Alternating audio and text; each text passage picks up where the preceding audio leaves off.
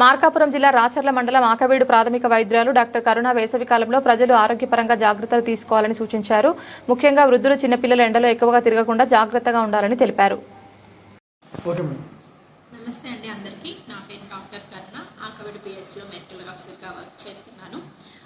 ప్రస్తుతానికి ఇప్పుడు నుంచి మనకి మార్చి నుంచి సమ్మర్ మొదలవుతుంది, అంటే ఎండాకాలం మొదలవుతుంది కాబట్టి ఎక్కువగా వృద్ధులు, పిల్లలు, ప్రెగ్నెన్సీగా ఉన్న వాళ్ళు, బాలింతలు తీసుకోవాల్సిన జాగ్రత్తలు ఎక్కువగా వీళ్ళందరూ ఏంటంటే ఎండకి మధ్యాహ్నం పూట ఎక్కువ ఎండకి ఎక్స్పోజ్ అవ్వకుండా ఇంట్లోనే జాగ్రత్తలు తీసుకోండి.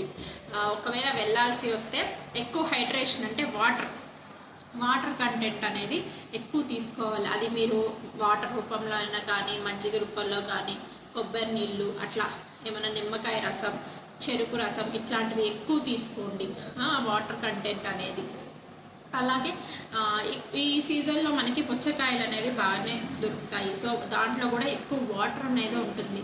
అలాంటి ఫ్రూట్స్ తీసుకోవడం, ఎండకి ఎక్కువ ఎక్స్పోజ్ అవ్వకుండా ఉండడానికి ఎక్కువగా ఈ కాలంలో మనం తీసుకోవాల్సిన జాగ్రత్తలు అది. వెంటనే ఏమైనా నీరసం వచ్చినా కూడా వెంటనే ఉన్న దగ్గర ఉన్న హాస్పిటల్కి, ఎందుకంటే పెద్దవాళ్ళు బీపీ డౌన్ అవ్వడం, షుగర్ డౌన్ అవ్వడం జరుగుతూ ఉంటుంది. వెంటనే మీరు చెకప్ చేయించుకొని దానికి తగ్గట్టు ట్రీట్మెంట్ తీసుకోండి. ఎక్కువగా ఎండాకాలంలో హైడ్రేషన్ అనేది, అంటే నీరు శాతం అనేది కరెక్ట్గా మెయింటైన్ చేయడమే ఇంపార్టెంట్ అండి.